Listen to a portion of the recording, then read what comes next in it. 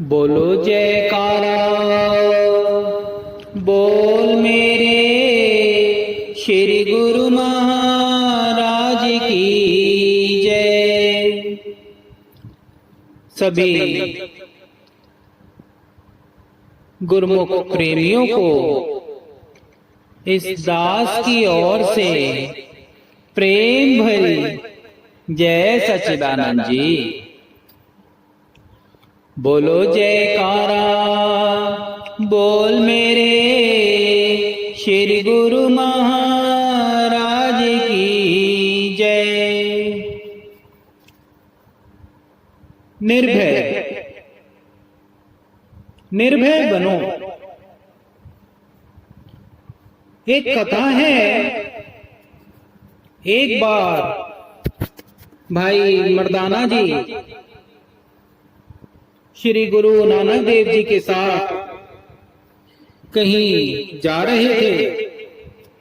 वे दोनों एक गांव में पहुंचे। उस गांव के लोगों ने दोनों की बहुत आओ भगत की, बहुत मान सम्मान दिया। गुरु साहिब जी ने वहां से विदा होते हुए फरमाया कि तुम सब उजड़ जाओ, और वहां से चलते चलते एक दूसरे गांव में जा पहुंचे। इस गांव के लोगों ने उन संतों को, गुरु महाराज जी को देखकर खूब गालियां दी, खूब उनका निरादर किया और गालियों की बौछार कर दी। खाना पीना पूछना तो बड़ी दूर की बात था, किसी ने बैठने तक को नहीं कहा। फिर भी श्री गुरु नानक देव जी ने अपने मुख से उन्हें बसते रहो का आशीर्वाद प्रदान किया। भाई मर्दाना जी जो ये सब कौतुक देख रहे थे, उनसे रहा न गया और वह गुरु साहब जी से पूछने लगे कि ये आपने क्या किया, सब कुछ ही उल्टा पुल्टा कर दिया। आपकी इस रहस्यमय वाणी में मेरी कुछ समझ में नहीं आई। जिन्होंने आपको इतना मान सम्मान दिया, इतना सत्कार दिया, इतनी अवभगत की, उन्हें तो आपने उजड़ने का श्राप दे दिया। और जिन्होंने ढेर सारी गालियां दी, उन्हें आपने बसते रहो का आशीर्वाद दे दिया। लेकिन हमें क्या मालूम होता है कि महापुरुषों की वाणी में गूढ़ रहस्य छिपा होता है। गुरु साहिब जी ने उसे समझाते हुए कहा कि अच्छे गुरुमुख लोग यदि फैल जाएंगे तो वे अपने सद्गुणों की सुगंधी से कितने ही लोगों के जीवन को महकाकर आनंदित कर कर उनमें खुशियां भर देंगे। इसलिए हमने उन्हें उजड़ जाने को कहा।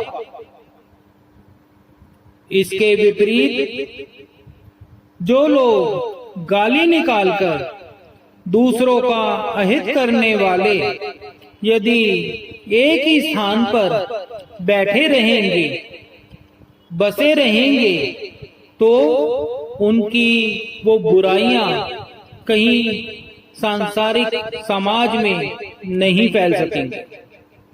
ऐसे लोग दूसरों पर भी अपना कुप्रभाव ही डालेंगे।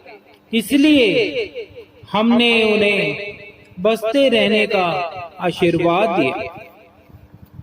श्री गुरु नानक देव जी की रहस्यमयी व अर्थपूर्ण वाणी सुनकर भाई मर्दाना उनके चरणों में नतमस्तक होकर क्षमा मांगने लगा और कहने लगा कि आपकी गतिमति आप ही जानते हैं।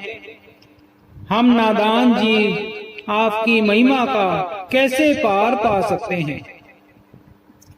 सच्चे संत तो भक्ति की कमाई में संलग्न रहकर प्रत्येक अवस्था में प्रसन्न रहते हैं और एक निर्भय जीवन व्यतीत करते हैं। जो इस बात से अज्ञानित है वे हर समय चिंता और डर के सागर में गोते लगाते रहते हैं। एक छोटा सा दृष्टांत है। एक बार दो साधु इकट्ठे भ्रमण कर रहे थे। उनमें से एक सही महीनों में फकीर था और नाम की मस्ती में व्यस्त रहता था, जबकि दूसरे ने अपनी गोदड़ी में मोहरे सिल रखी थी। उसे हर वक्त उन मोहरों की चिंता सताती रहती।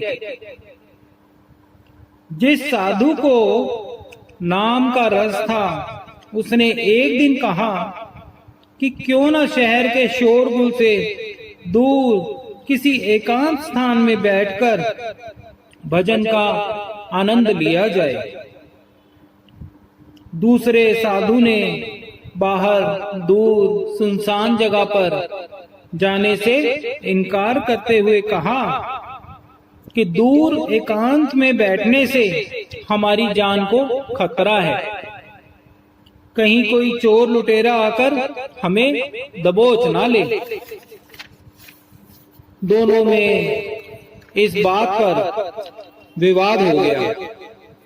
सच्चे साधु को संशय हुआ कि अवश्य ही इसके पास कोई चिंताजनक सामान है जो ये बाहर जाने से घबराता है।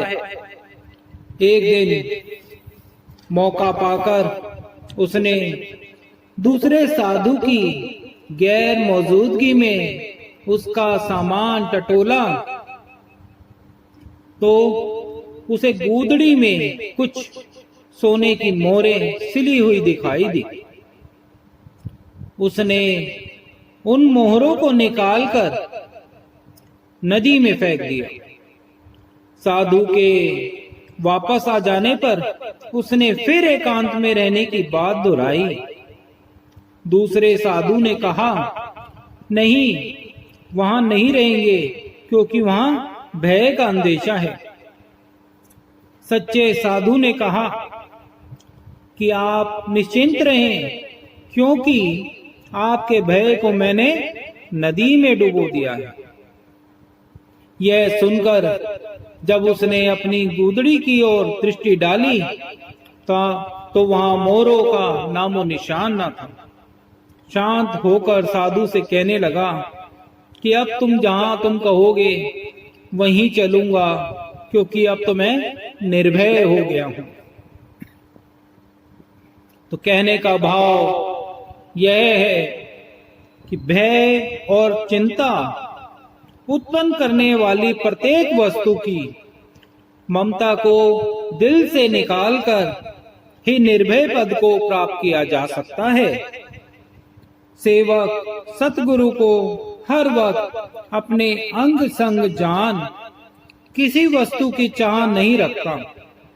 सतगुरु के दर्शन दीदार में ही तीनों लोकों का खजाना पाकर उसकी रूह धनवान बनकर अपने भाग्यों पर इठलाती है और उस परम आनंद को प्राप्त करती है जो सतगुरु द्वारा दिए गए शब्द से ही प्राप्त होता है। और मनुष्य उस शब्द की कमाई से अपना लोक भी सुखी करता है और परलोक भी सवार लेता है। बोलो जयकारा बोल मेरे श्री गुरु महाराज की।